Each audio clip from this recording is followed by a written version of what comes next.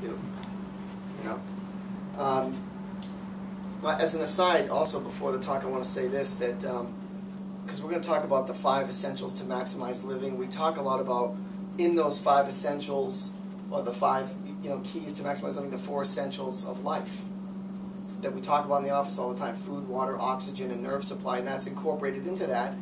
And the 5th really being, the power of positive thinking.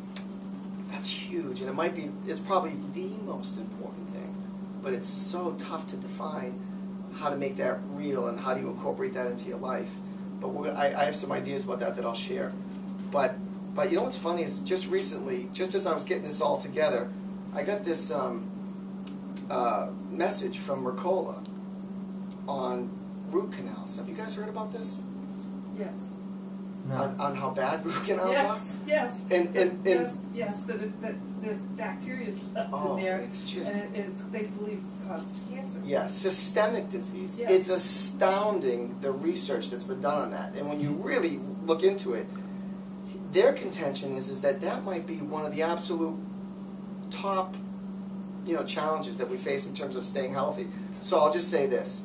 It's way too complicated for me to just tell you all about it right now, but I will say it was compelling enough that made me think, boy, if I ever had a problem, I would definitely just have my tooth pulled. Forget the root canal. I'm thinking about going and getting my root canal pulled out. Absolutely. That's what I said to you, Rich. Right.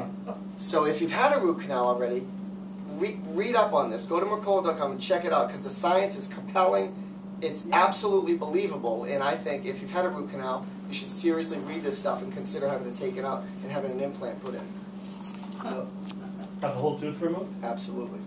Yeah. Read it. Go to Mercola.com. Key in, root canals. Mercola, like the lozenge? Mercola. Oh, Mercola. M-E-R-C-O-L-A. I thought you said Ricola or something earlier, but it's Mercola. Mercola. Yeah, that's the last name. Joe Mercola is a homeopath, I believe. Naturopath, homeopath. Very, very well-respected guy. Root canal and cancer. Good stuff. Yeah, check it out. So anyway. He's not the one that has a radio program on Saturday morning, is he? I don't. No, Mercola. Not unless it's syndicated. Well, there's Joe, Len and Joe. They're on at 8 Oh o'clock no. Saturday morning, and they're I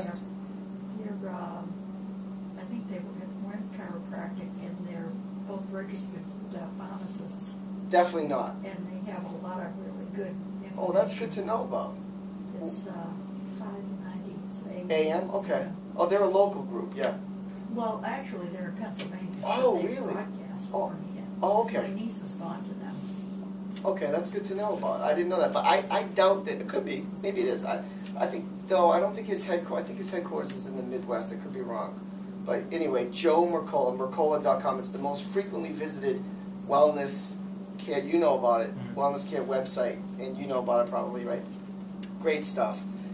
Anyway, I don't throw the baby out with the bathwater. Some people say, he just wants to sell you his products and this and that. You know what? But you know something? Read the message. Learn from the stuff, right? Do your own thinking. Read about it, and then discern whether or not you think it's believable, and then you can decide whether or not you want to apply it to your life. And maybe he has great products to go with that information. You don't have to get your products from him, but I think the information is important. Well, the thing about the root canal is he had no product to sell that. Exactly. The long string Right. attached to the doorknob. There's a lot. Yeah, that would hurt. I think we used to try that as kids. We did. Yeah. We tried it. Stupid. So, guys, it's Tuesday night. I know, it's kind of late, and I'm really grateful for you being here. The reason why I do this is because I really want to make a difference in your life when it comes to your health, so that the legacy that I leave behind is that I taught, because the word doctor means teacher, and I take that seriously.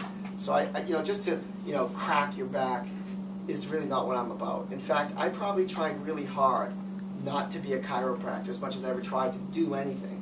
I tried not to do this.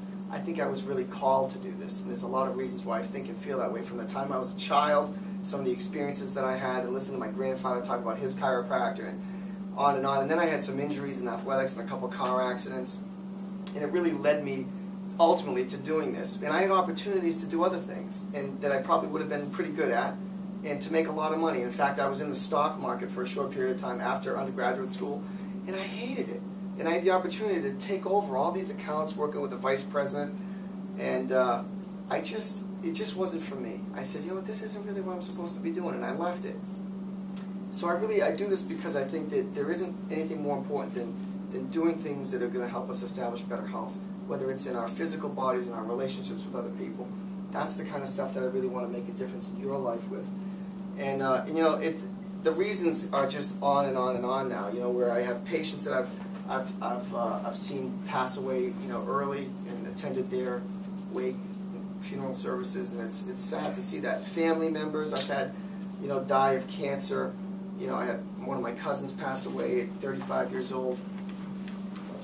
My uncle, her father, pancreatic cancer at 60 years old, and you know, I saw my grandparents growing up, like kind of lifestyling themselves into sickness, and I knew even innately as a child that something wasn't right.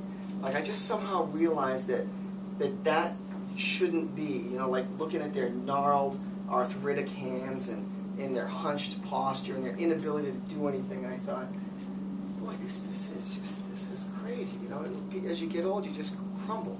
It didn't seem right to me. And you know, I think retrospectively now, you know, and I've said this to some of you guys, when they were back in the 70s, you know, when I was a kid, they were in their 50s, and they were old. I mean, they looked old. Sure. You know, they looked old. They looked elderly.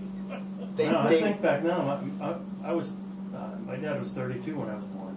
Yeah. And I'm thinking back when I was a teenager, he was 45, he should have been running me into the ground. Exactly. And he was like, can you help me with this air conditioner? Take one side of this, will you? Right. Come on, let's go eat.